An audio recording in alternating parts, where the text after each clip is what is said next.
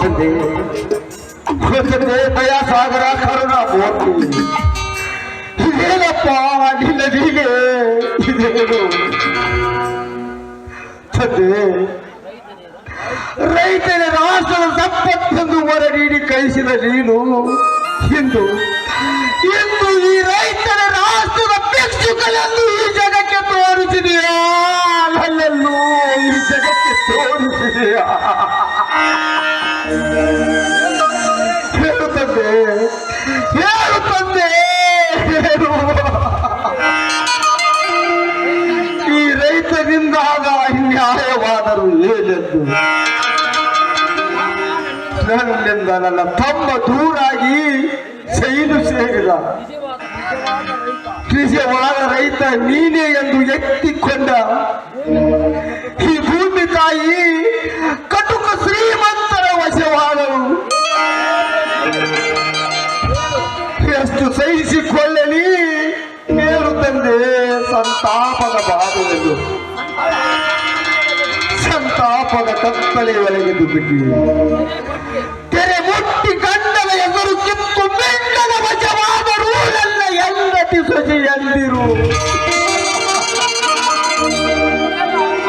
ತಂದೆ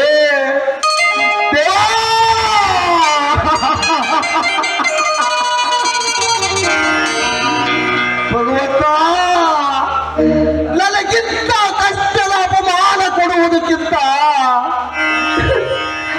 ನನಗೆ ಶಿವನ ದಾರಿ ತೋರಿಸಬಾರದೇನೋ ಯಮನ ದಾರಿ ತೋರಿಸಬಾರದೇನೋ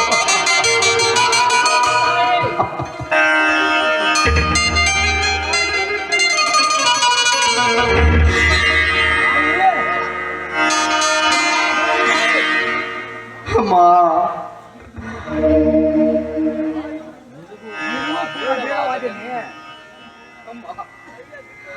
ಅಮ್ಮ ತಾಯಿ ನಿನಗೂ ಕೂಡ ಬೇಡವಾದಲೆಂದು ನಿನ್ನ ಒಡಲಿನಿಂದ ಹೊರ ಹಾಕಿದೆಯಾ ತಾಯಿ ನನ್ನನ್ನು ಹೊರ ಹಾಕಿದೆಯಾ ಮಣ್ಣಿನಿಂದಲೇ ಚಿನ್ನವೆಂದು ನಂಬಿದ ಈ ನಿನ್ನ ಮಗನಿಗೆ ತುತ್ತು ಒಂದು ತುತ್ತು ಹಸಿವಿಗಾಗಿ ನಿನ್ನ ಮಗನಲ್ಲೇ ಬಲಿ ಕೊಡುತ್ತಿರುವೆ ತಾಯಿ ನಿನ್ನ ಮಗನಲ್ಲೇ ಬಲಿ ಕೊಡುತ್ತಿರುವೆ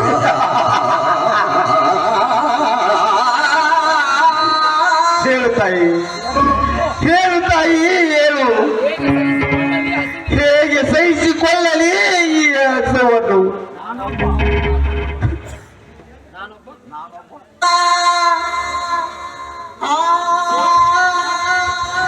ಯಾರೊಬ್ಬ ಅನಾಥನಾದಿನಿ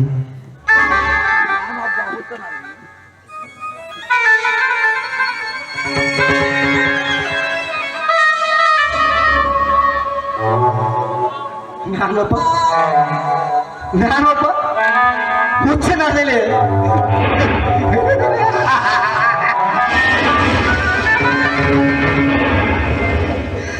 ನಾನೊಬ್ಬ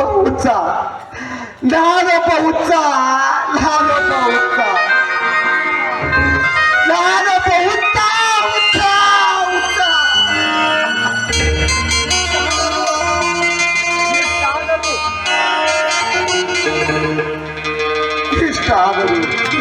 ಇಷ್ಟಾದರೂ ತೃಪ್ತಿ ಇಲ್ಲ ಎಸಿದವನಿಗೆ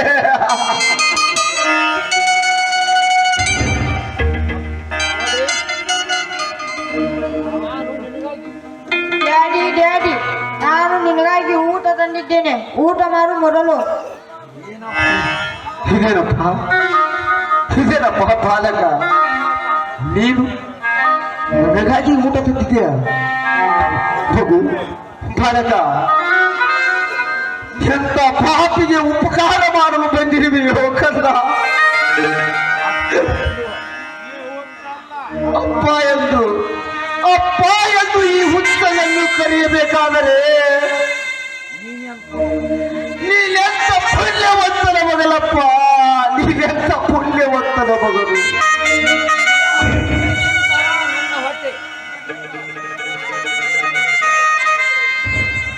ಮಗು ಬಾಲಕ, ಕಂದ, ನಿನಕ್ಕಿಂತ ನನ್ನ ಹೊಟ್ಟೆ ಹೆಚ್ಚಿದ್ದಲ್ಲ ಕಂದ, ಹೆಚ್ಚಿದ್ದಲ್ಲ. ಇದನ್ನು ನೀನೇ ಊಟ ಮಾಡು ಮಗು, ನೀನೇ ಊಟ ಮಾಡು. ಇದು ನಿನಗಾಗಿ ತಂದ ಪ್ರಸಾದವಪ್ಪ. ನೀನೊಬ್ಬ ಈ ಜಗದ ದೊಡ್ಡ ರೈತನೆಂದು ನನ್ನ ತಂದೆಯವರು ಆಗಾಗ ಹೇಳುತ್ತಿದ್ದರು. ಅಂತ ರೈತನ ಬಾಳು ಕಣ್ಣೀರಿನ ಒಳಾಗಿದೆ ಎಂದರೆ ಈ ನನ್ನ ಉಪಕಾರ ಎಷ್ಟದು. ಬೇಗ ಊಟ ತೆಗೆದುಕೊಳ್ಳಿ, ನನಗೆ ಶಾಲೆಗೆ ಹೋಗಲು ರೆಡಿಯಾಗಿದೆ. ಮಗು ಬಾಲಕ, ನನ್ನ ಶರೀರ ಇದು ಸತ್ಯವಾಯಿತಪ್ಪ, ಇದು ಸತ್ಯವಾಯಿತು ಕಕ್ಕ. ಮಗು, ನಿನ್ನ ಋಣವನ್ನು ನಾನು ಯಾವ ಜನ್ಮದಲ್ಲಿ ತೀರಿಸಲು ಸಾಧ್ಯವಿಲ್ಲ ಕಕ್ಕ, ಸಾಧ್ಯವಿಲ್ಲ.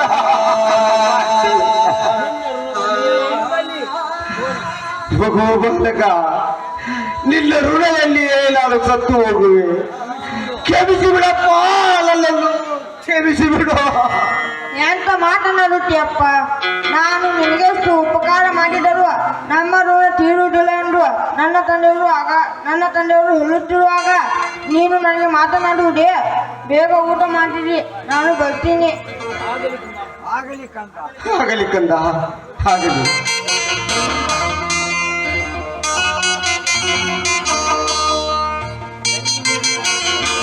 ಸ್ವಾಮಿ ಸ್ವಾಮಿ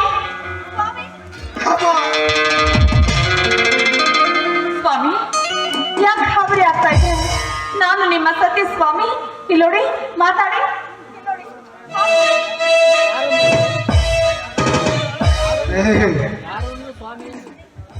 ಯಾರು ಯಾರನ್ನು ಹುಡುಕುತ್ತಿರುವ ಸ್ವಾಮಿ? ಸ್ವಾಮಿ ಅದು ನಾನೊಬ್ಬ ಈ ಜಗದ ಹುಚ್ಚ, ನಾನೊಬ್ಬ ಜಗದ ಹುಚ್ಚ. ಇಲ್ಲಿ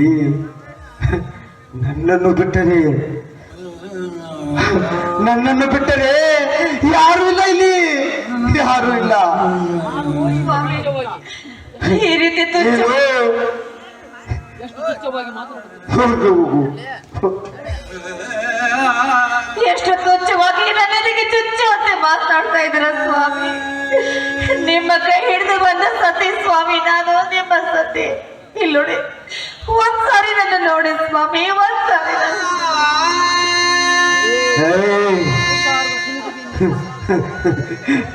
ಸತಿ ಸಂಸಾರ ಎಂಬುವುದನ್ನು ಕಿತ್ತು ಬಿಸಾಕಿರುವ ಈ ತಿರುಕನಿಗೆ ಮತ್ತೆ ಹೊಸದಾರ ಪೋಣಿಸಿ ತೊಡಗು ಹಾಕುವೆಯಾ? ಸತಿಯಲ್ಲಿ ಕಳೆದುಕೊಂಡು ಪಿತ ಪರಮಾತ್ಮನ ಸನ್ನಿಧಾನ ಸೇರುವುದೊಂದೇ ಈ ಹುಚ್ಚ ತಿರುಕನ ದಾರಿ. ಹೋಗಮ್ಮ, ಹೋಗಮ್ಮ, ಹೋಗು. ಒಂದು ಕ್ಷಣ ಕೂಡ ಇಲ್ಲಿ ನಿಲ್ಲಬೇಡ. ನಿನ್ನ ದಾರಿ ನೀನು ಹುಡುಕುತ್ತಾ ಹೊರಟು ಹೋಗು. ಹುಟ್ಟಿದ 3 ವರ್ಷದಲ್ಲೇ ತಂದೆ ತಾಯಿನ ಕಳೆದುಕೊಂಡೆ. ಬೆಳೆದು ನಿಂತು ನಾನು ಪತಿಯೇ ನನ್ನ ಪರದೈವ. ನಿಮ್ಮ ಆಶ್ರಯವನ್ನ ಬಯಸಿ ನಿಮ್ಮ ಹತ್ರ ಬಂದೆ. ಈಗ ನೀವು ಇಲ್ಲಿಂದ ಹೋಗು ಅಂತ ಹೇಳ್ತಾ ಇದ್ರಲ್ಲ, ನಾನು ಎಲ್ಲಿ ಹೋಗ್ಲಿ? ನಾನೇನು ಮಾಡ್ಲಿ ಸ್ವಾಮಿ? ಗಂಡನ ಕೈಯಲ್ಲಿ ಬೆನ್ನಿಗೆ ಮಂದಿರಿಸಿ ಮಿಂಡನ ಕೈ ಹಿಡಿದು ಕುಣಿಯುವ ಹೆಣ್ಣಿಗೆ ಎಷ್ಟಿಲ್ಲ ದಾರಿ. ಪತಿಯೇ ಪರಮಾತ್ಮನೆಂದು ಪೂಜಿಸುವ ನಟನೆ ಮಾಡಿ ವಿಟ ಪುರುಷನ ಸಂಘ ಬಯಸುವ ಹೆಣ್ಣಿಗೆ ಎಷ್ಟಿಲ್ಲ ದಾರಿ.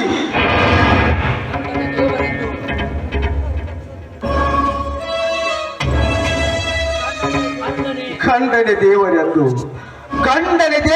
ಮಿಂಡನ ಕೈ ಹಿಡಿದು ಕುಣಿಯುವ ಹೆಣ್ಣಿಗೆ ಎಷ್ಟಿಲ್ಲ ದಾರಿ.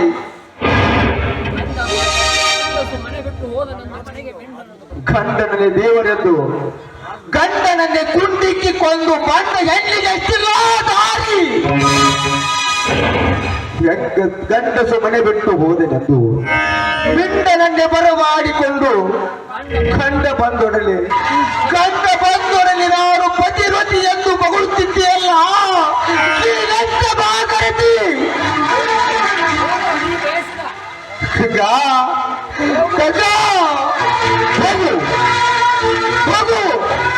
ನೀ ಬಯಸಿದ ಮಿಂಡನ ಕಾಲಿಗೆ ಬಿದ್ದು ಬೇಡಿಕೋ, ನನ್ನ ಜೀವನ ತಾರ ಮಾಡಲು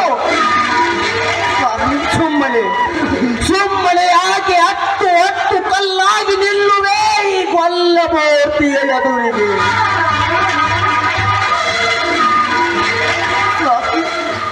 ಕೊಲ್ಲನ ಗಾರುಡಿ ಶಕ್ತಿ ಆವರಿಸಿ ಕಪಟ ಮೋಸಕ್ಕೆ ಸಿಲುಕಿ ಎಷ್ಟು ದಿವಸ ನೋಡಿ ಬಂದ ಸಂಸಾರವನ್ನೇ ಹಾಳು ಮಾಡುವಿರ. ಹಿಂದೆ ಕೌರವರ ಕಪಟತನದಿಂದ ಪಾಂಡವರು ಮಾಡಿಕೊಂಡ ಮನದಿಯನ್ನೇ ಸೋತು ವನವಾಸವನ್ನು ಅನುಭವಿಸಿದರು. ಅದೇ ರೀತಿ ಎಂದು ನಮ್ಮ ಸಂಸಾರವನ್ನ ನಾಶ ಮಾಡಬೇಕು ಅಂತ ಆ ಗೌಡರ ಆಡಿದ ಕಪಟ ನಾಟಕ ಸ್ವಾಮಿ ಇದು. ಅದನ್ನ ನೀವು ಅರಿಯಲಾರಿರ. ಒಂದೇ ಒಂದು ಸಾರಿ ಆ ವಿಧಿಗೆ ಎದುರಾಗಿ ನನ್ನ ಸತಿಯಂತ ಸ್ವೀಕಾರ ಮಾಡಿಕೊಳ್ಳಿ ಸ್ವಾಮಿ.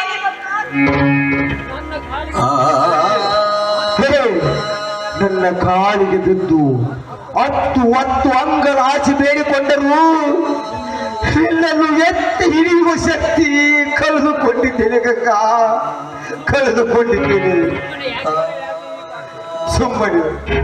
ಸುಮ್ಮನೆ ಯಾಕೆ ಈ ಪಾಪಿಯ ಕಾಲಿಗೆ ಬಿದ್ದು ಬೇಡಿಕೊಳ್ಳುವೆನು?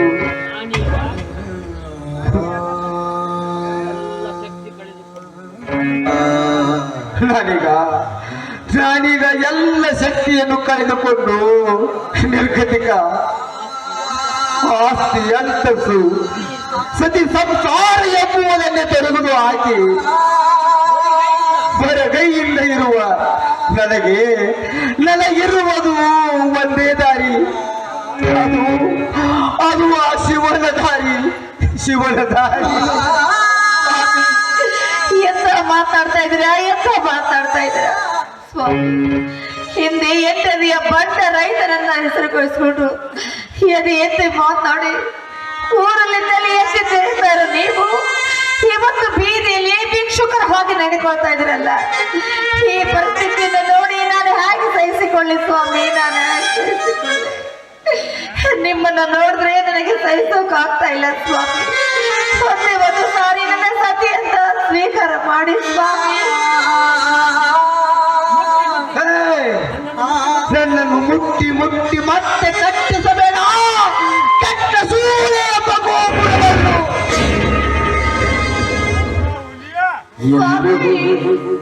ಅಯ್ಯೋ ನಿಂತುಕೊಳ್ಳಿ, ನಾನು ಬರ್ತೀನಿ ಸ್ವಾಮಿ. ನನ್ನ ಬಿಟ್ಟು ಹೊರಟು ಹೋದ್ರ? ಅಯ್ಯೋ ಶ್ರೀಹರಿ, ಎಲ್ಲಿರುವೆಯಪ್ಪ, ಎಲ್ಲಿರುವೆ? ಏನಿನ ಕತ್ತಬಳ ಬಾಳಿನ ಗೋಳು ನಿನಗೆ ಕಾಣಿಸದೆ ತಂದೆ. ದ್ರೌಪದಿಯ ಮಾನ ಕಾಪಾಡೋದಕ್ಕೆ ಶ್ರೀಕೃಷ್ಣನಾಗಿ ಬಂದೆ, ಸೀತೆಯನ್ನು ಕಾಪಾಡೋದಕ್ಕೆ ಶ್ರೀರಾಮನಾಗಿ ಬಂದೆ, ರಾವಣನ ಸಂಹಾರ ಮಾಡಿದೆ. ಅದೇ ರೀತಿ ಇವತ್ತು ನನ್ನ ಸಂಸಾರವನ್ನ ಹಾಳು ಮಾಡ್ತಾ ಇರೋ ಆ ನೀಚ ನಾಗಕಾರರ ಸಂಹಾರಕ್ಕಾಗಿ ನೀನು ಬರಬಾರ್ದೆ ಹರಿ, ನೀನು ಬರಬಾರ್ದು.